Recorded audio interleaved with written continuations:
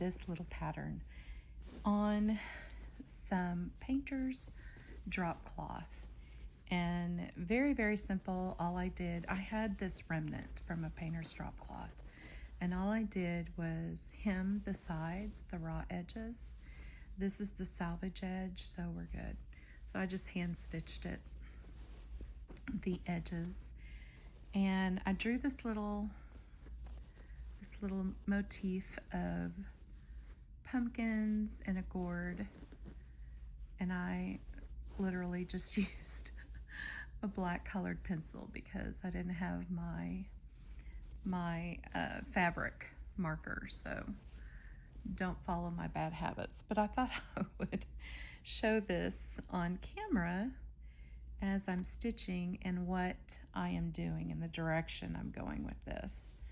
So I thought I would I got these colors out.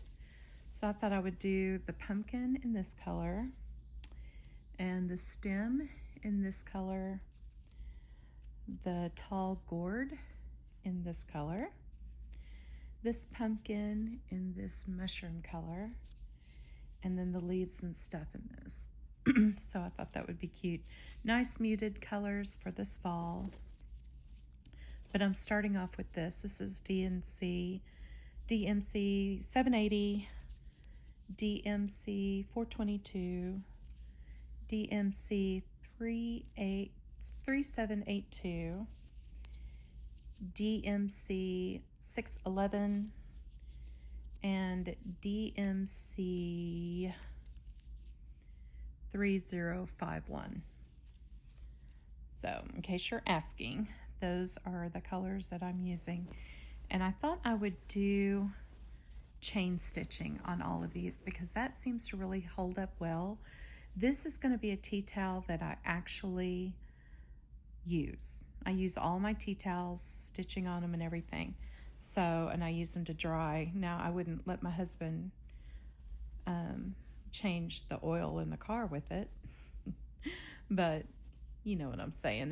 It's for drying your hands, drying dishes, things like that. And I wouldn't wipe up spaghetti sauce or whatever. I use paper towels for that.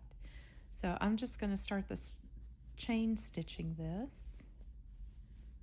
And this video is going to be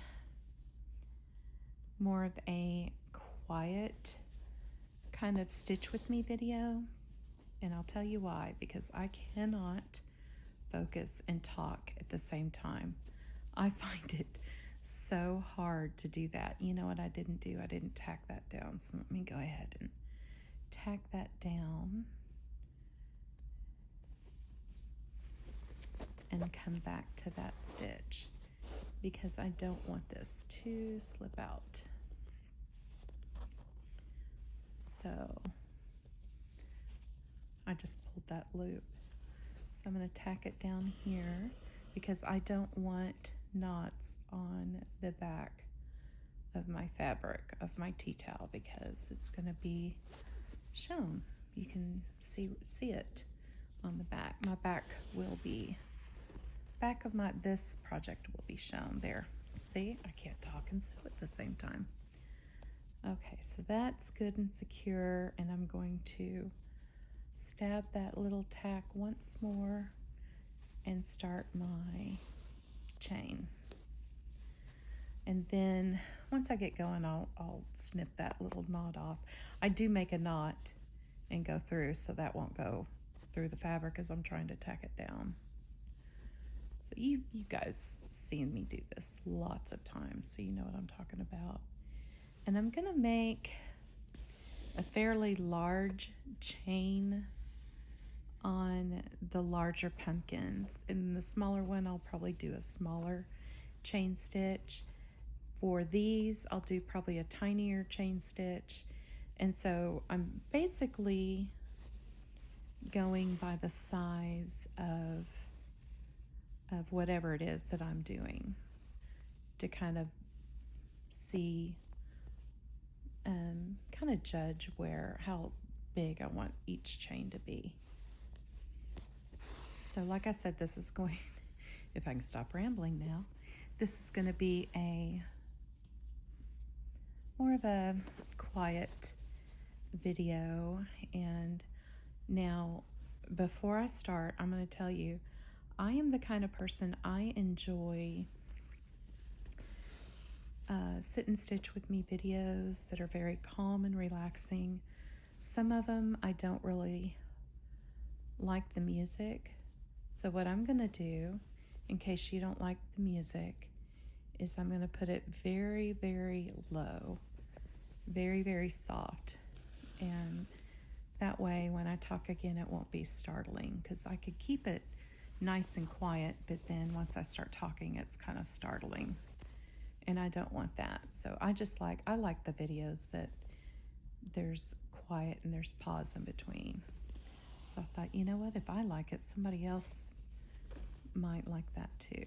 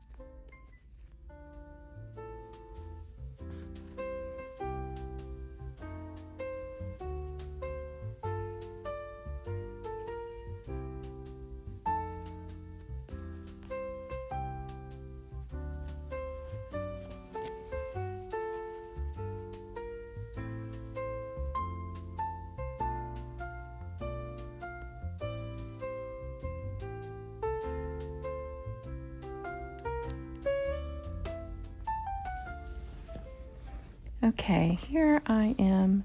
I got pretty much most of this done. I just did some berries. That's just straight stitch. But I'm working right now on this pumpkin stem. And I don't, for the little lines in the grain in the little stem, I don't want to do a chain stitch on that. So I'm just going to do this tiny running stitch here.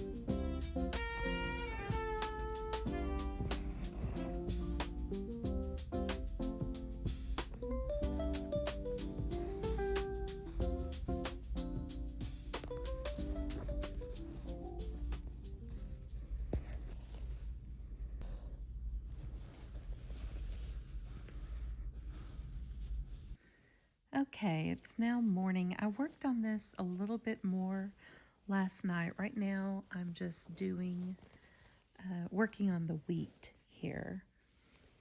So, and for the wheat, all I do is a lazy daisy stitch. And instead of just securing it, tacking it down here, I do a little long thing, make it look like wheat. Whatever that is.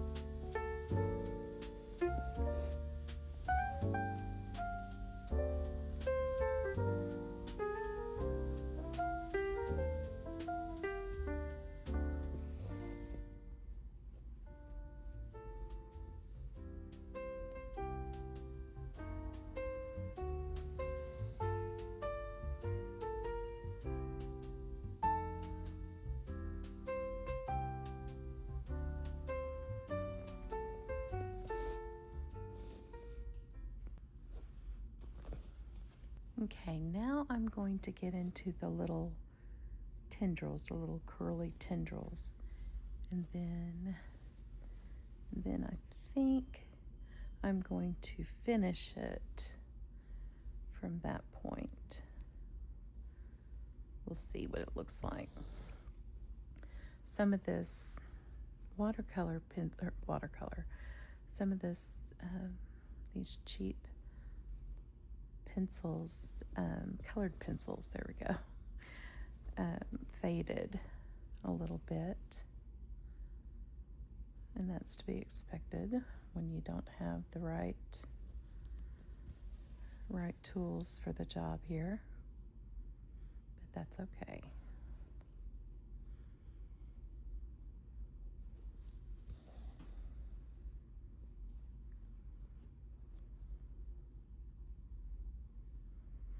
Right now I'm just kind of going around the curve here. Sorry if it's hard to see.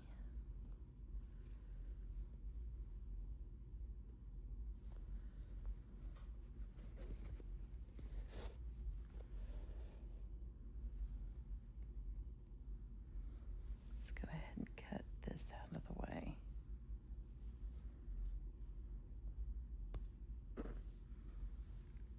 Okay, now we can see a little bit better.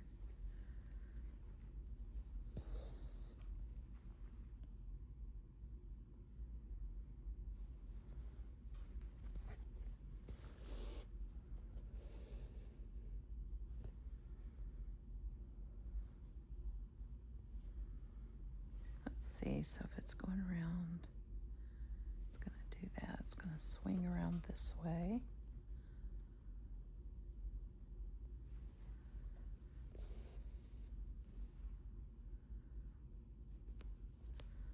There we go. Okay, now it's doing what I want it to do. And it's harder too because I'm using 6 strands of thread here.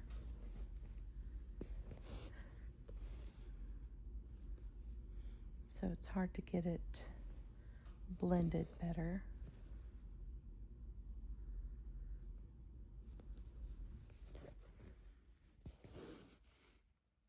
But I wanted a thicker look to this because this fabric is so heavy. Painter's drop cloth, this is the heavier weight, and so tiny delicate stitches would get lost in it.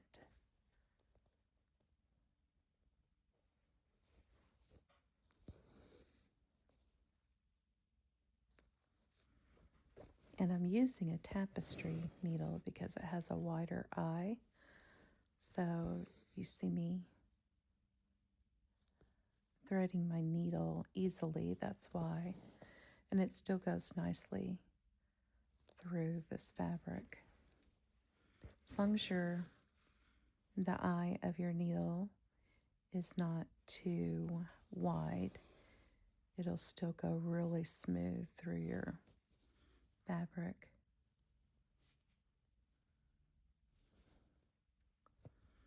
And this has got a gold eye. I know it's hard to see, but it's got a gold eye to it. And I like that.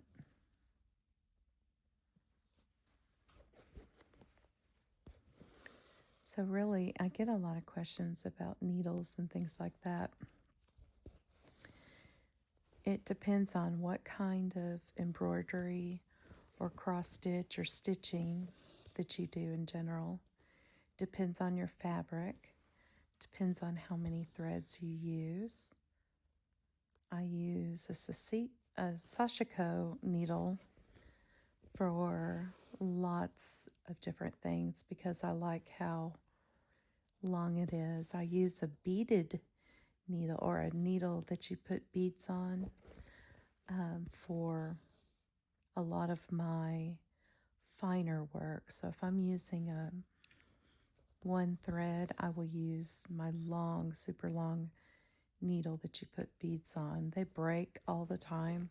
Well, not all the time, but they break every now and then because they're so thin.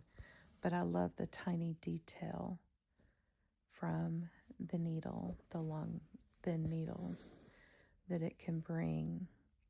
And especially if you're working with delicate fabric, you don't want this big old tapestry needle making a huge hole. So with cross stitch, all the little squares and stuff, they have pre-made holes, so you can pretty much get by with that. Pretty much any needle without it being obviously too small or too big, but that's a little bit easier. But with embroidery, you have to kind of be more specific. I've even embroidered with a quilting needle, which is very, very short, and I just didn't enjoy that. So I like the longer needles for some reason, and a little bit wider eye. But like I said, the needles that you put beads on with, those tiny beads, the eye is not very wide at all, obviously, because you can't get a bead through it. So to answer questions of what needles I use, whatever I have available that will work. I don't keep embroidery needles for only embroidery or tapestry needles for only tapestry or needlework or whatever. I just, from all my years of stitching, I just use really what I need for the design at the time. Do I have my favorites? Yes, but my favorites don't always work. My favorite is the beaded needle, but it will not work for this. There's no way I could get, even with the needle threader, all 6 strands in a little thin needle. Oh, this always happens. There we go. Those knots. It's like they magically appear. Does anyone else have that problem? They just appear out of nowhere. I should be unwinding my thread every now and then. See, y'all get me to talking, and I can't focus. I'm kidding. Okay, going around this curve again. I try to do it with this one thread so I don't have to change my thread all the way at the top, because I do tack it down and it shows a little bit, but I like it in little crevices where I can hide it. Because again, I don't want knots all over the back of my towel. Who would want to dry their hands on a bunch of knots? I know I wouldn't, so I want it as smooth as possible. Doesn't have to be as pretty as possible, but I definitely want it smooth as possible. But now if I am selling something like this, I will pay more attention to the back. But this is just for us. I would make the back look very clean and neat. And I may do a tutorial on that one of these days. It just takes longer to stitch your project, but it is a nice result. Okay, I didn't quite make it, so let's tack it, see if we can hide the tack somehow. When we start again, maybe we can cover this little area. I like to go twice, 2 times through, and pretty much stab the thread. So it'll be real hard to pull out. Okay, and then I just come up like that.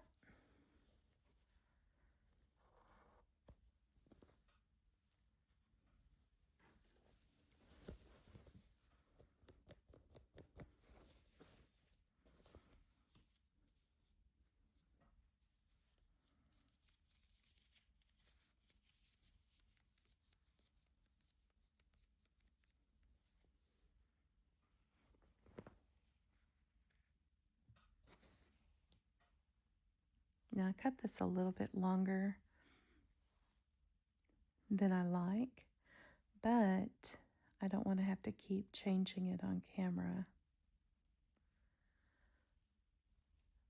So hopefully, since it's this long, it won't knot up on me.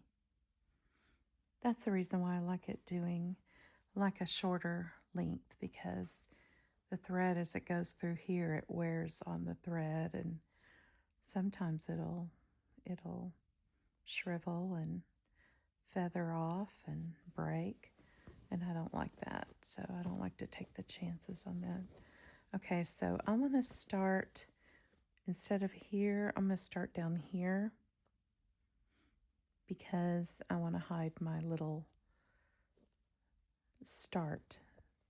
little tack here. I'd rather hide it down in all of this busyness here.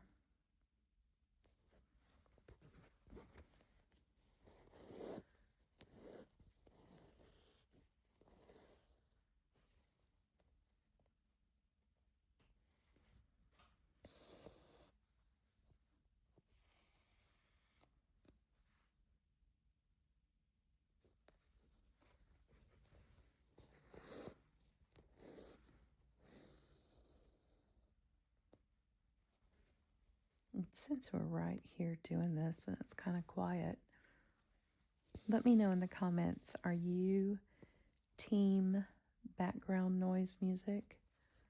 Or are you team just hearing the thread go through the fabric? I'm the second one. I don't really care for background music. And if I put it on my video, I try to keep it down as low as possible, because my music and someone else's music may be two different types, and they won't like it, and it just takes away the experience to me. I usually like to do a soft, smooth jazz because it's more calming to me, but see, some people may not like it. So let me know in the comments if you'd like just the quiet videos, non-talking videos, videos with ambiance music, because I'm curious what this particular audience likes. Or do you want the person who is stitching to talk all the way through and talk about what they're doing at the time? For me, since this isn't really sped up or anything, well, parts of this may be. I don't know. I haven't edited it yet, but I don't want to have to keep repeating myself. So I do get quiet, because there's only so much you can say of, and here I'm doing my back stitch, and I'm doing another back stitch. Oh, and here I'm doing another back stitch. You see what I'm saying? That would be kind of redundant. I guess I could tell you everything that's going on, but I lead a very slow life. Not much to talk about in my department besides my new grandbaby, which I miss him. I miss seeing him. He's a week old now. I cannot believe it. Almost 2 weeks old. This Saturday will be 2 weeks. Wow, time flies. Of course, by the time you see it, he's going to be a lot older than that. I like to schedule my videos a few weeks in advance. And I do that because I get requests of what kind of videos people would like to see. Oh, and that's another thing. Continue to do that, because I never know what y'all want. I just show you what I'm doing currently, but I never know what y'all want unless you tell me. So, okay.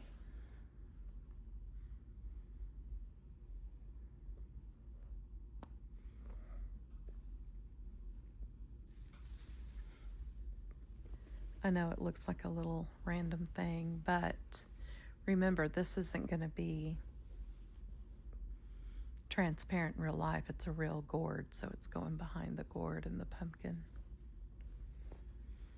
Okay, so I want to travel up here, but I don't want my stitch to go all the way across. So what I'm going to do is weave it behind. So, and I hate doing that because it's not the same color, and normally I would stop my thread, but in order to start it, I don't want to have to, well, let me see. I could start it in that crevice and do that, but then I'd still be going back. So we're doing the same thing over again. Does that make sense? If I started it here, because I don't want to start it here. I don't want a big lump because I tacked it down here already. Could start it here and go here, but then to continue this little curly Q, I would still be doing the same thing, unless I want to start and stop again. And you know what? I just talked myself out of it. So let's stop this and do exactly what I don't like doing, creating a sort of a knot on the back. But I'm going to be using this towel a lot. So I want to make sure either by tacking or something that my threads are very, very secure. So instead of making a knot, I'm just going to kind of blend in the threads together. Almost like felting, I guess. I don't know. I don't know what you would call that. And then I'm just going to hide this under here.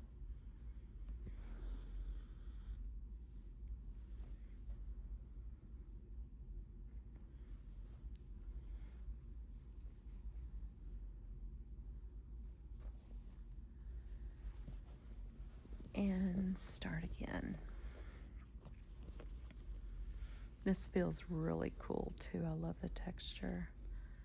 Don't want to do that. Let's see. If I do this, I could go in front of it, but that would make this too busy.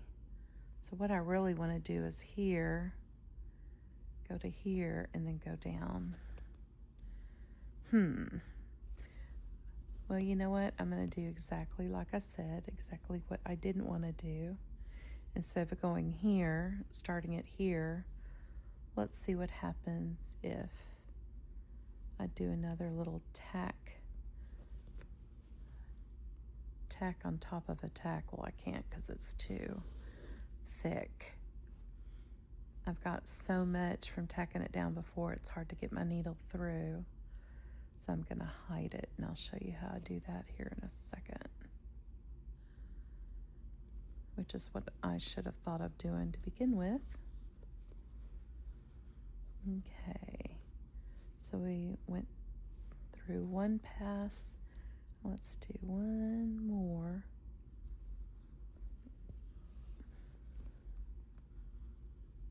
Almost creating a little knot. See, it's getting bulky, but that's okay. So what I'm gonna fix that.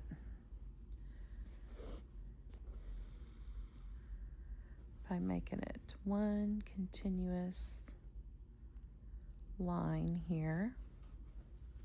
And what I'm going to do is split that to where it looks like it's just one continuous piece. I hope that makes sense. So instead of a running stitch, doot, doot, doot, doot, doot, or a back stitch rather, I'm doing a back stitch, but I'm going into this other.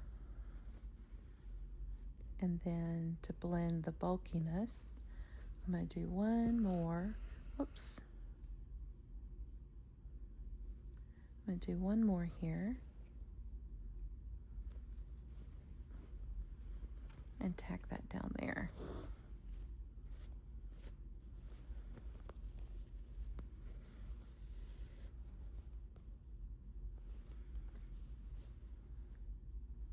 Now I want to see if I can get by with this. So we know our line starts here. First of all, let's cut this off.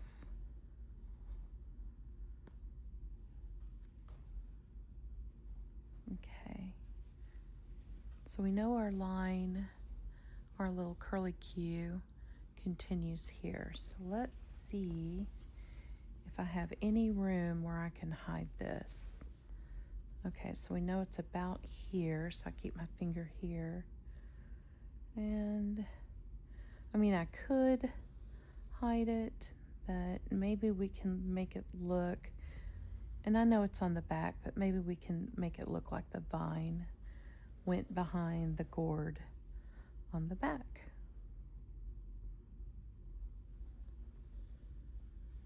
Kind of visualize it. Well, if I could stop hitting the camera. Visualize it like that. It's good enough. Okay. And then I just hate starting and stopping. I don't hate doing it, but for towels, I worry about it coming loose too much in the wash, especially since we're going to be using this. So I want everything really secured and down for good. Okay, so let's do a back stitch here, but let's do a splitting back stitch. When I say a split back stitch, instead of going here, we're going to split this thread to make it more looking like it's not so dotted. I don't want it to look like a dotted line, even though they're connecting. I want them to look like one piece, and it's harder to do with this many strands of thread. With 1-2 threads, I can do it seamlessly where there's just no seam. So it's a little harder to do it with this. So when you split it, it's almost like it almost makes it look like this. Almost makes it look like a chain. But I don't mind that because really the main theme here is the chain stitch. The main stitching theme, not the main picture. Y'all know what I'm saying. Okay. We're almost at the end, and we're going to look at it when I get to the end and see, does it need any more? So see, I pre-sketched this out, and I don't use a tracing thing. I just kind of eyeball it. And that just comes from years of doing it. I'll look at an image. Maybe I'll look at some real gourds and pumpkins online, and then I'll take a screenshot of it, and then I'll just kind of look at it and see how the pumpkins formed, where the curves are, all of that. And that's how I just do my own patterns. That way I have a one-of-a-kind piece, and that's what I like to do. I want everything to be original. Okay, we are here at the end, maybe. And I will sign it. I usually do an L and then a little house, just a box with a upside down V on the top for the roof for Lambert Cottage. That's usually how I sign it. Okay. Does it need anything else? I feel like I need to balance a little bit more of the green over here. So let's just do a leaf or two right here. Okay, so here we go again. Not only hitting the camera, but we're going to make this go along the trail. You know what? I don't want to do that. That's just too much.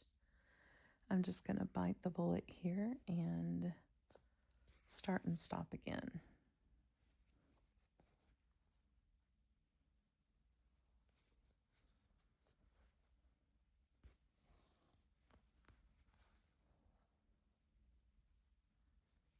Make sure it's really snug.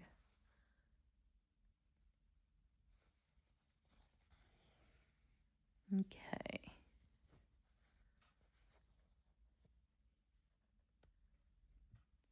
And then, did I cut off the starting knot?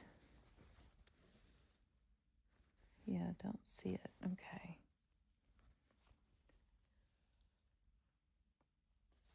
So let's make, because right now that just kind of looks like a dead stick, which is fine. But I just want maybe 1 or 2 leaves here. So let's see what that looks like. Let's start it.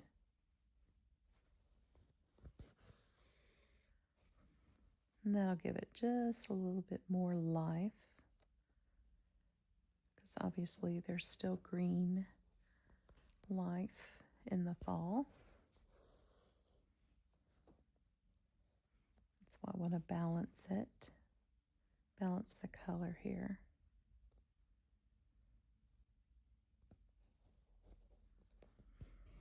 Now I would love to do, but you probably wouldn't be able to see it as well, just some plain white pumpkins, because my whole house is white and beige. I would love to do that kind of look. Let's get rid of this, because this is going to be in my way. There we go. I usually don't cut those off, like I said, unless they really get in my way.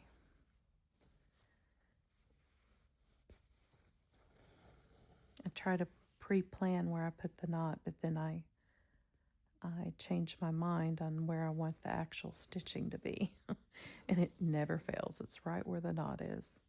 But I don't want to put my knot clear over here because that'll leave too long of a line. Okay, so we're going to a line or a piece of hanging thread on the back. So we're going to just follow our theme, have some broken chains here, or lazy daisy, whatever you want to call it.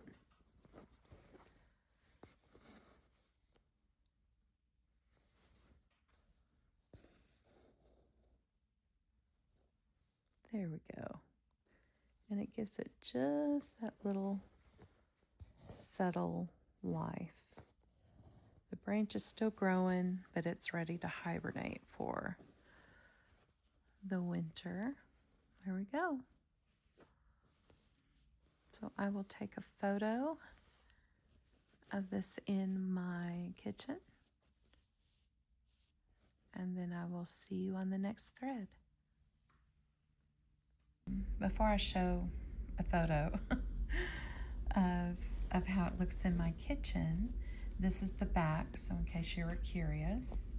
So I try to keep it as neat as possible, but there's some parts, and then of course with this running I didn't like, but that's okay. And then my signature, this is how I do that, so an L with a little cottage. So here's the front, and again I'll show you what it looks like here in a second with my, if I can get this out, with it hanging up in my kitchen.